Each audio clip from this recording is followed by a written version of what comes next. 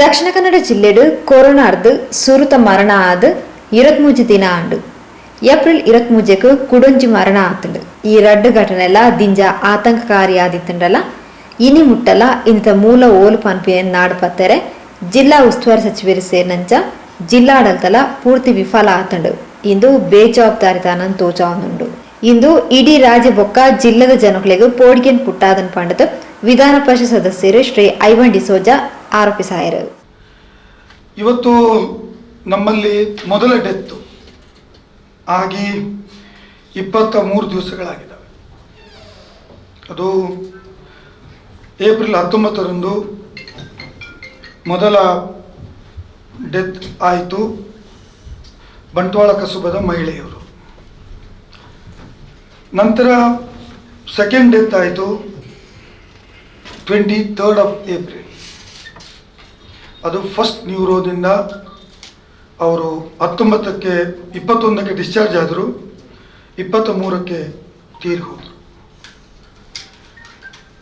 ಇಷ್ಟು ಎರಡೂ ಘಟನೆಗಳು ಭಾಳ ಆತಂಕಕಾರಿ ಆಗಿದ್ದರೂ ಕೂಡ ಇಂದಿನ ದಿನದವರೆಗೆ ಅದರ ಮೂಲ ಎಲ್ಲಿ ಅಂತ ಫೈಂಡ್ ಔಟ್ ಮಾಡಲಿಕ್ಕೆ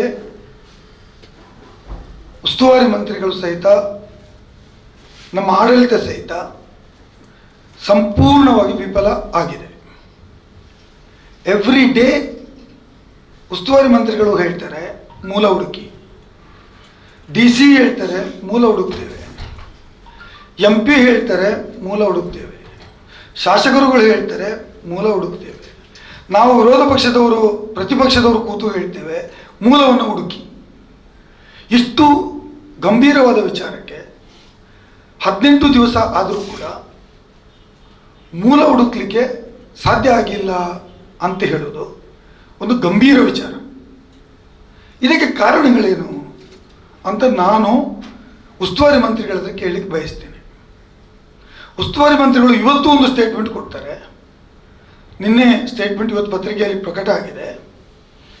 ನಾನು ನಾಳೆ ಸಂಜೆ ಒಳಗಡೆ ಇಲ್ಲಿ ಕ್ರಮ ತಗೊಳ್ತೇನೆ ಅಂತ ಕೇಳ್ತಾರೆ. ಇದು ಕ್ರಮ ತೆಗೆದುಕೊಳ್ಳೋ ಪ್ರಶ್ನೆ ಅಲ್ಲ, ಇದು ಗಂಭೀರತೆಯ ಪ್ರಶ್ನೆ. ನೀವು ಕ್ರಮ ತೆಗೆದುಕೊಳ್ಳುವುದರಿಂದ ಏನೂ ಲಾಭ ಆಗೋದಿಲ್ಲ. ನೀವು ಕ್ರಮ ತೆಗೆದುಕೊಳ್ತೀರಿ ಅಂದರೆ ಎಲ್ಲಿಯೋ ಒಂದು ಕಡೆ ನಿಮ್ಮ ಈ ರೋಗವನ್ನು ಮೂಲ ಕಂಡು ಹುಡುಕ್ಲಿಕ್ಕೆ ನೀವು ವಿಫಲರಾಗಿದ್ದೀರಿ ಅಂತ ಅರ್ಥ. ನಿಮ್ಮ ನಿಗ್ಲಿಜೆನ್ಸ್ ತೋರಿಸ್ತದೆ. ಈ ನಿಗ್ಲಿಜೆನ್ಸು ಇಡೀ ರಾಜ್ಯಕ್ಕೆ ಮತ್ತು ಜಿಲ್ಲೆಗೆ ಆತಂಕಕ್ಕೆ ಒಳಪಟ್ಟಿದೆ. ಜನರು ಸೀಲ್ ಡೌನ್ ಆಗಿದ್ದಾವೆ. ಎಷ್ಟೋ ಜನರು ನಮ್ಮ ಹತ್ತಿರ ಸೇರಿಸುವ ಪರಿಸ್ಥಿತಿ ಬಂದಿದೆ.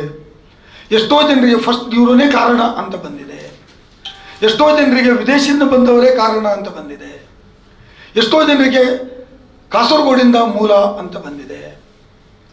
ಎಷ್ಟೋ ಜನರು ಅಜ್ಮೀರ್ಗೆ ಹೋದವರು ತಬ್ಲಿಗು ಅವರದ್ದು ಮೂಲ ಕಾರಣ ಅಂತ ಬಂದಿದೆ.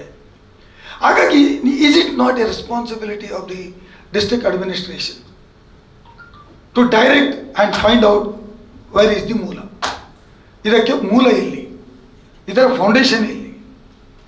From where it has been started? ಇದನ್ನು ಇಟ್ಟುಕೊಂಡು ಇವತ್ತು ಜಿಲ್ಲಾ ಆಡಳಿತ ಅಥವಾ ಜಿಲ್ಲೆಯ ಒಟ್ಟಾರೆ ವ್ಯವಸ್ಥೆ ಇದಕ್ಕೆ ವಿಫಲ ಆಗಿದೆ ಅಂತ ನನ್ನ ನೇರವಾದ ಆರೋಪ. ನಿರ್ಲಕ್ಷ್ಯ ಕಂಡು ಬಂದರೆ ಕ್ರಮ ಅಂತ ಉಸ್ತುವಾರಿ ಮಂತ್ರಿಗಳು ಹೇಳ್ತಾರೆ. ಉಸ್ತುವಾರಿ ಮಂತ್ರಿಗಳಾದ್ರೆ ನಾನು ಪ್ರಶ್ನೆ ಮಾಡ್ತೀನಿ. ನಾನು ನಿಮ್ಮ ಹತ್ರ 100 ಬಾರಿ ಸಭೆಗಳಲ್ಲಿ ಒತ್ತಾಯ ಮಾಡಿದ್ದೇನೆ, ಮೂಲ ಕಂಡು ಹುಡುಕಿ ಸ್ವಾಮಿ, ಇದು ಸುಲಭವಾದ ವಿಚಾರ ಅಲ್ಲ ಅಂತ ಹೇಳಿದ್ದೇನೆ. ಇವತ್ತು 18 ದಿನ ಕಳೆದ ಮೇಲೆ ಇವತ್ತು ಸಂಜೆ ಒಳಗೆ ರಿಪೋರ್ಟ್ ಕೊಡಿ, ಇಲ್ಲಿದ್ರೆ ನಿರ್ಲಕ್ಷ್ಯ ಕಂಡು ಬಂದರೆ ಕ್ರಮ ವಹಿಸ್ತೇನೆ ಅಂತ ಹೇಳೋದು, ಇದರಲ್ಲಿ ಏನೋ ಒಂದು ಅಡಗಿದೆ, ಪ್ರಭಾವಿ ವ್ಯಕ್ತಿಗಳ ಇದರ ಕೈವಾಡ ಇದೆ ಅಂತ ನನಗೆ ಅನಿಸುತ್ತೆ. ಸಾರ್ವಜನಿಕರು ಮಾತಾಡ್ತಾರೆ, ಮೂಲವನ್ನು ಹುಡುಕ್ಲಿಕ್ಕೆ ಆಗದವರು ನೀವು ಯಾವ ರೀತಿ ಆಡಳಿತ ಮಾಡ್ತೀರಿ? ಉಸ್ತುವಾರಿ ಮಂತ್ರಿಗಳಿದ್ದಾರೆ, ಉಸ್ತುವಾರಿ ಕಾರ್ಯದರ್ಶಿಗಳಿದ್ದಾರೆ, ರಾಜ್ಯದಿಂದ ಶಾಸಕರುಗಳಿದ್ದೀರಿ. ನಾವು ಸಂಪೂರ್ಣವಾಗಿ ಕಾಂಗ್ರೆಸ್ನವರು ಬೆಂಬಲ ಕೊಟ್ಟಿದ್ದೀವಿ, ಅವರು ಹೇಳಿದ್ದಕ್ಕೆಲ್ಲ ಸಹಿ ಅಂದಿದ್ದೇವೆ. ಇವತ್ತಿನ ದಿನದವರೆಗೂ ಕೋವಿಡ್-19ಗೆ ಸಂಬಂಧಪಟ್ಟ ಹಾಗೆ ರಾಜ್ಯದಿಂದ ನೀವು ಏನು ಹೊಸ ಫೆಸಿಲಿಟೀಸ್ಗಳನ್ನು ಜಿಲ್ಲೆಗೆ ತಂದಿರಿ ಅಂತ ಕೇಳಿದರೆ ಮಾಸ್ಕ್ ತರುವುದರಲ್ಲಿ ವಿಫಲರಾಗಿದ್ದಾರೆ, ಸ್ಯಾನಿಟೈಸರ್ ತರುವುದರಲ್ಲಿ ವಿಫಲರಾಗಿದ್ದಾರೆ, ಒಂದೇ ಒಂದು ವೆಂಟಿಲೇಟರನ್ನು ಇನ್ಸ್ಟಾಲ್ ಮಾಡುವಲ್ಲಿ ವಿಫಲರಾಗಿದ್ದಾರೆ. ಈಗ 38 + 10 48 ವೆಂಟಿಲೇಟರ್ಸ್ ಏನಿದ್ದಾವೆ, ಅದಕ್ಕೆ ಒಂದು 25 ವೆಂಟಿಲೇಟರ್ಸನ್ನು ಸೇರಿಸಿ, ventilators are the best instrument. ಅವರು ಏನಾದರೂ ಜನ ಜಾಸ್ತಿ ಬಂದು ಬಿಟ್ಟರೆ ರೋಗ ಪೀಡಿತರಾಗಿ ಅವರಿಗೆ ವೆಂಟಿಲೇಟರ್ ಇಟ್ಟೇ ಟ್ರೀಟ್ ಮಾಡಬೇಕಾದ ಅನಿವಾರ್ಯತೆ ಇದೆ. ಆಗ ವೆಂಟಿಲೇಟರ್ಸನ್ನು ಜಾಸ್ತಿ ಮಾಡಿ ಈ ಸಂದರ್ಭವನ್ನಾದರೂ ಉಪಯೋಗ ಮಾಡಿ ಅಂತ ಹೇಳಿದರು.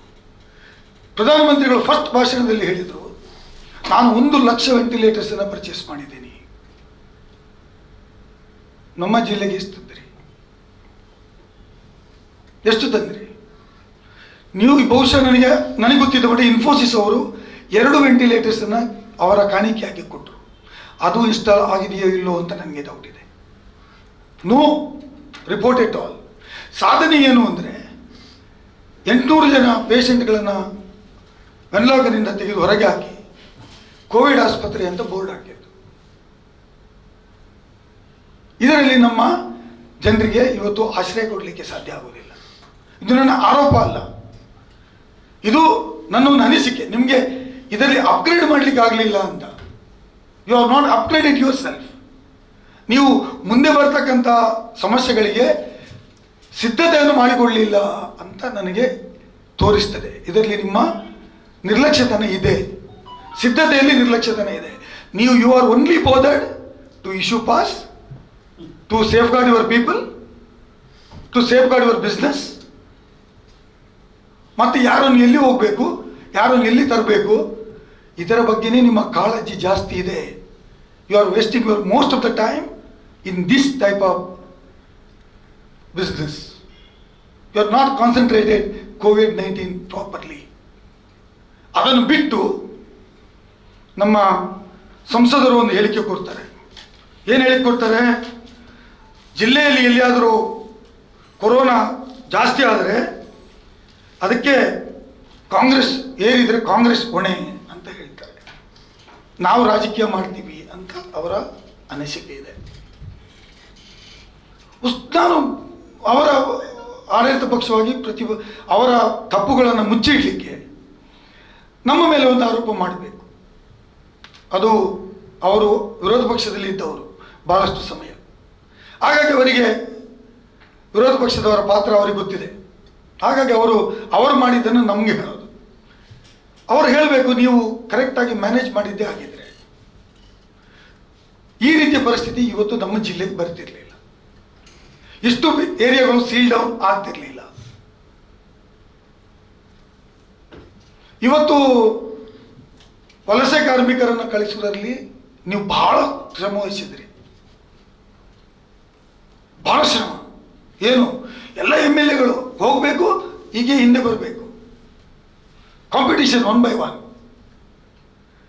ಮಂಗಳೂರಿನವ್ರು ಎಷ್ಟು ಜನ ಕಳಿಸುವುದು, ಸುರತ್ಕಲ್ನವ್ರು ಎಷ್ಟು ಜನ ಕಳಿಸುವುದು, ಬೆಳ್ತಂಗಡಿ ಶಾಸಕರು ಎಷ್ಟು ಜನ ಕಳಿಸುವುದು, ಕಾಂಪಿಟೇಷನ್. ಆಯ್ತು, ಕಳಿಸಿ. ಕೆಲವು ಕಡೆ ಅವರಿಗೆ ಕೇಳುವವರಿಲ್ಲ, ಅವರ ಜನ ಬಂದರೆ ಮಾತ್ರ ಅವರಿಗೆ ಬಸ್ಸುಗಳು, ಅವರ ಜನ ಬರದೇ ಇದ್ದರೆ ಆ ದಿವಸ ಬಸ್ಗಳಿಲ್ಲ. ನಾವೆಲ್ಲಾದರೂ ಹೋಗಿ ಬೀದಿಯಲ್ಲಿ ಕೂತವರನ್ನು ಕರೆದು ನೋಡಿ ನಮ್ಮ ಗತಿ ಇಲ್ಲ ಅಂತೇಳಿ ಹೋಗಿ ಮಾತಾಡಿದರೆ ನೀವು ಕಾರ್ಮಿಕರ ಜೊತೆ ಮಾತಾಡ್ತೀರಿ. ಅಯ್ಯ, ಇಸ್ ಇಟ್ ಡ್ಯೂಟಿ? ನೀವು ಯಾರು ನಮ್ಮನ್ನು ತಡೆಯಲಿಕ್ಕೆ? ಬೀದಿಯಲ್ಲಿ ಕೂತ್ಕೊಂಡಿದ್ರೆ ಮಾನವೀಯತೆ ಇಲ್ಲ ಅಂದರೆ ಏನಾಯಿತು? 5 ದಿವಸಗಳ ಹಿಂದೆ ಗೋಲ್ಡ್ ಬಿಂಚ್ ಸಿಟಿಯಲ್ಲಿ 1,000 ಜನ ಸೇರಿದರು. ಬಾಗಿಲಾಕಿ ವಾಚ್ಮ್ಯಾನ್ ಹೇಳಿದ, ನಮಗೆ ಇಲ್ಲಿ ಒಳಗೆ ಪರ್ಮಿಷನ್ ಕೊಡಲಿಕ್ಕೆ ಹೇಳಿಲ್ಲ ಯಾರು, ನಾವು ಒಳಗೆ ಬಿಡೋದಿಲ್ಲ. ಅವರನ್ನು ಲಾಠಿ ಇಟ್ಕೊಂಡು, ನೀವು ಪೊಲೀಸರು ಲಾಠಿ ಇಟ್ಕೊಂಡು ಅವನ್ನ ಅಲ್ಲಿಂದ ಓಡಿಸ್ತೀರಿ. ಓಡಿಸೋಕೆ ನಾವು ಹೋಗೋದು ಬೇಡವಾ? ಮಾನವೀಯತೆ ಅಲ್ವಾ? ನಾವು ಹೋದ್ಮೇಲೆ ಅಧಿಕಾರಿಗಳನ್ನ ಕರೆದು 21 ಬಸ್ಸನ್ನು ಬಿಟ್ರಿ. ಅದ್ಯಾಕೆ ಬಿಟ್ರಿ ನೀವು? ಅವ್ರು ನೋಂದಾಯಿಸಿಕೊಂಡಿದ್ರಾ? ಅವರು ಚಾರ್ಜಸ್ ಪೇ ಮಾಡಿದ್ರಾ? ಅಂದರೆ ನಿರ್ಲಕ್ಷ್ಯತನ ಇದೆ, ಯಾವುದು ಪ್ಲಾನಿಂಗ್ ಇಲ್ಲ, ದೇರ್ ಇಸ್ ನೋ ಕಮ್ಯುನಿಕೇಶನ್. ಯಾರು ಯಾರಿಗೆ ಉತ್ತರ ಕೊಡೋದು ಅಂತ ಗೊತ್ತೇ ಇಲ್ಲ. MP ಒಂದು ಸ್ಟೇಟ್ಮೆಂಟು, ಜಿಲ್ಲಾಡಳಿತ ಒಂದು ಸ್ಟೇಟ್ಮೆಂಟು, ಉಸ್ತುವಾರಿ ಮಂತ್ರಿ ಒಂದು statement. There are 3 dose. 3 administration ಇವೆ. ಪ್ರತಿಯೊಂದಕ್ಕೂ ಜಿಲ್ಲಾಡಳಿತದ ಕೆಲಸಗಳಲ್ಲಿ ಕೈ ಹಾಕ್ತಾರೆ. ಯಾವುದೇ ಆರ್ಡರ್ಸ್ ಅನ್ನು ಇಂಪ್ಲಿಮೆಂಟ್ ಮಾಡೋದಿಲ್ಲ. ಯಾಕೆ ಇವತ್ತು ಈ ಧೋರಣೆ? ನೀವು ಬಿಹಾರ, ಜಾರ್ಖಂಡ್, ಉತ್ತರ ಪ್ರದೇಶ ಹೋಗುವವರನ್ನು ರೈಲ್ವೆ ಸ್ಟೇಷನ್ಗೆ ಕರೆದಿರಿ. ಯಾರು ಕರೆದದು? ಅಲ್ಲಿ ಕರೆದು ಸಾವಿರಾರು ಜನ ಸೇರಿದಾಗ ನಮಗೆ ಫೋನ್ ಮಾಡಿ ಬನ್ನಿರಿ, ನಮ್ಮನ್ನು ಕೇಳುವವರಿಲ್ಲ ಅಂದಾಗ ನಾವು ಹೋಗೋದು ತಪ್ಪು. ಮಾತಾಡಬಾರ್ದು, ಹೇಳಬಾರ್ದು, ನೋಡಿ ಇವ್ರಿಗೆ ಕೊಡಿ ಅಂತ, ಕಳಿಸ್ಕೊಡಿ ಅಂತ. ಅದು ಹೇಳಿದರೆ ಅವರು ಕಾಂಗ್ರೆಸ್ನವ್ರಿಗೆ ಮಾತಾಡಿಸಿದ್ರು, ಮೈಕ್ ತಂದದ್ದು ಯಾರು, ಮಾತಾಡಿದ್ದು ಯಾರು? ಅಯ್ಯೋ, ನಿಮ್ಮ ಆಡಳಿತ ಇದೆ. ನೀವು ಯಾಕೆ ಪೊಲೀಸನ್ನು ಕಳಿಸಿ ಅವರಿಗೆ ಸಮಾಧಾನ ಮಾಡಿ ಸರ್ಕಾರಿ ವಾಹನ ತಂದು ಅವರನ್ನು ಕೊಂಡೋಗಿ ರೂಮಿಗೆ ಬಿಟ್ರಿ? ಯಾರಲ್ಲಿ ಅವ್ರು ಕೂತ ಮೇಲೆ ತಾನೆ. ಅವ್ರನ್ನ ಹೇಗೆ ನೀವು ಇವತ್ತು ಕಳಿಸಿಕೊಟ್ರಿ? ಆಗುದೇ ಇಲ್ಲ ಹೇಳಿದ್ರಿ ನೀವು. ನನಗೆ ಮಾಹಿತಿ ಪ್ರಕಾರ 15 ದಿವಸದ ಹಿಂದೆ ಜಿಲ್ಲಾಡಳಿತ ಮತ್ತು ನಮ್ಮ ಶಾಸಕರುಗಳು ಸಭೆ ಕರೆದಾಗ ಯಾವ ರಾಜ್ಯದವರನ್ನು ಎಲ್ಲೆಲ್ಲಿ ಕಳಿಸ್ಲಿಕ್ಕೆ ಟ್ರೈನ್ಗಳ ಒಂದು ಲಿಸ್ಟ್ ಮಾಡಿತ್ತು. ಆ ಲಿಸ್ಟ್ ಮಾಡಿದ್ದನ್ನು ಕಾಣದ ಕೈಗಳು ಜಿಲ್ಲಾಡಳಿತಕ್ಕೆ ಒತ್ತಡ ತಂದು ನೀವು ಟ್ರೈನನ್ನು ಬುಕ್ ಮಾಡಬೇಡಿ ಅಂತ ಹೇಳಿದರು. ಯಾಕೆ? ಇವರ ಕೆಲಸ ಆಗಬೇಕು, ಇವರ ಕನ್ಸ್ಟ್ರಕ್ಷನ್ ಸ್ಟಾರ್ಟ್ ಆಗಬೇಕು, ಇವರ ಕಾರ್ಖಾನೆ ನಡೀಬೇಕು. ಆಯಿತು, ಸರಿ ಮಾಡಿ. ಮತ್ತೆ ಅವ್ರನ್ನ ಬೀದಿಗೆ ಯಾಕೆ ಕಳಿಸಿದ್ರಿ? ನಿಮಗೆ ಡೆವಲಪ್ಮೆಂಟ್ ಆಗಬೇಕು, ಮಾನವ ಸಂಪನ್ಮೂಲ ಇರಬೇಕು, ಕಾರ್ಖಾನೆಗಳು ಎಲ್ಲವೂ ಸರಿ. ನೀವು ಅವ್ರನ್ನ ಬೀದಿಗೆ ಯಾಕೆ ಕಳಿಸಿದ್ರಿ? ನೀವು ಅವ್ರನ್ನ ಇಟ್ಟುಕೊಳ್ಬೇಕು. ಯಾರೇ ಒಬ್ಬ ಕಾಮಿನಿಗೆ ಅಂತ ಕೇಳಿ, ಮೇರೆ ಕು ಮೇರಾ मालिक ने संबल नहीं दिया, सैलरी नहीं दिया, खाने को नहीं दिया, रहने को रेंट नहीं दिया. ಪ್ರತಿಯೊಬ್ಬ ಕಾರ್ಮಿಕರು ಹೇಳ್ತಾನೆ, ನನಗೆ ಮನೆ ಬಾಡಿಗೆ ಕೊಡಲಿಲ್ಲ, ನನಗೆ ನಿಲ್ಲಿಕ್ಕೆ ವ್ಯವಸ್ಥೆ ಮಾಡಲಿಲ್ಲ, ನನಗೆ ತಿಂಡಿ ಕೊಡಲಿಲ್ಲ ಅಂತ ಪ್ರತಿಯೊಬ್ಬ ಕಾರ್ಮಿಕ ಹೇಳ್ತಾನೆ. ಯಾಕೆ ಹೇಳ್ತಾನೆ? ಅಭಿವೃದ್ಧಿ ಬಗ್ಗೆ ನಮಗೆ ಕಾಳಜಿ ಇಲ್ಲ ಹೇಳ್ತಾರೆ. ಅಭಿವೃದ್ಧಿಗೆ ಕಾರಣೀಭೂತರಾದವರು ನಾವು. ಇವತ್ತು ನಿನ್ನೆಯಿಂದ ಬಿಜೆಪಿ ಆಡಳಿತ ಬಂದ ನಂತರ ಇದೆಲ್ಲ ಕನ್ಸ್ಟ್ರಕ್ಷನ್ ಆಕ್ಟಿವಿಟಿ, ಇಂಡಸ್ಟ್ರೀಸ್ಗಳು ಪ್ರಾರಂಭ ಆಗಿದ್ದಲ್ಲ. UP, ಬಿಹಾರದಿಂದ ಇವರ ಕಾಲದಲ್ಲಿ ಬಂದದ್ದಲ್ಲ. ನಾವು ಆಡಳಿತ ಇರುವಾಗಲೂ ತಂದದ್ದು. ನಮಗೆ ಅದರ ಮೇಲೆ ಪ್ರೀತಿ ಇದೆ. ನೀವು ನಮ್ಮ ಮೇಲೆ ಹಾಕ್ತೀರಿ. ಏನು ಹೇಳಿತ್ತು central government? Modi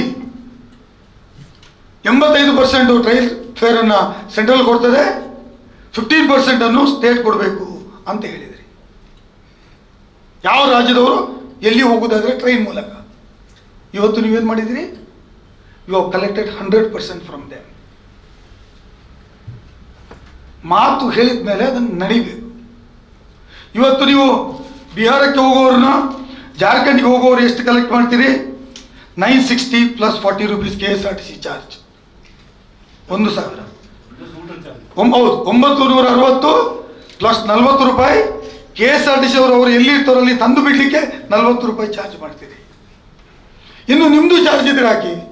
MLA MP ಭಾಷಣ ಮಾಡಿದ್ದಕ್ಕೆ ಆ್ಯಡ್ ಮಾಡಿ. ನೀವು ಪೇಪರ್ ಪ್ರಕಟಣೆ ಕೊಟ್ಟು ಅದಕ್ಕೂ ಚಾರ್ಜ್ ಆ್ಯಡ್ ಮಾಡಿ. ಇದು ನೀವು ಬಡವರಿಂದ ತಗೊಳ್ಳೋದು, ಕೂಲಿ ಕಾರ್ಮಿಕರಿಂದ ತಗೊಳ್ಳೋದು. 40 ರೂಪಾಯಿ KSRTC charges and plus 960 rupees train charges. General ಬೋಗಿಯಲ್ಲಿ ಕಳಿಸ್ತೀರಿ, ಊಟ ಕೊಟ್ಟರೆ ಊಟಕ್ಕೆ ಚಾರ್ಜ್ ಹಾಕ್ತೀರಿ. ಅವ್ರು 3 ದಿವಸಗಳ ಕಾಲ ಪ್ರಯಾಣ ಮಾಡ್ತಾರೆ, ಆಗ ಊಟ ಏನು ಮಾಡ್ತೀರಿ ಅಂತ ನೀವು ಕೇಳಿದ್ದೀರಾ? Did you ask? Do have any welfare of your own country people? ಭಾಷಣ ಮಾಡಿದ್ರೆ ಸಾಲದು ಪ್ರಧಾನಮಂತ್ರಿ ಅವರೇ. ಏನು ಹೇಳಿದೆ high court? What our honourable high court said? ಏನು ಹೇಳಿದೆ? ಕಾರ್ಮಿಕರ ಘನತೆ ಕಾಳಜಿ ಇರಲಿ, ಸರ್ಕಾರಕ್ಕೆ ಹೈಕೋರ್ಟ್ ತೀರ್ಮಾನ. ಲಾಕ್ಡೌನ್ ಹಿನ್ನೆಲೆಯಲ್ಲಿ ಸ್ವಂತ ಸ್ಥಳಗಳಿಗೆ ತೆರಳುವ ವಿಚಾರದಲ್ಲಿ ಕಾರ್ಮಿಕರ ಸಂವಿಧಾನಿಕ ಹಕ್ಕುಗಳ ಮತ್ತು ಘನತೆ ಬಗ್ಗೆ ಕಾಳಜಿ ವಹಿಸಿ ಹಾಗೂ ಕಿರುಕುಳವಾಗದಂತೆ ಎಚ್ಚರಿಕೆ ಇರಲಿ. ಇದಕ್ಕಾಗಿ ರಾಜ್ಯ ಸರ್ಕಾರದ ಬಳಿ ಒಂದು ಸ್ಪಷ್ಟವಾದ ನೀತಿ ಇರಬೇಕು ಎಂದು ಪ್ರತಿಪಾದಿಸಿರುವ ಹೈಕೋರ್ಟ್ ಅಂತಹ ನೀತಿಯನ್ನು ನ್ಯಾಯಾಲಯಕ್ಕೆ ಸಲ್ಲಿಸುವಂತೆ ರಾಜ್ಯ ಸರ್ಕಾರಕ್ಕೆ ನಿರ್ದೇಶನ ನೀಡಲಾಗಿದೆ.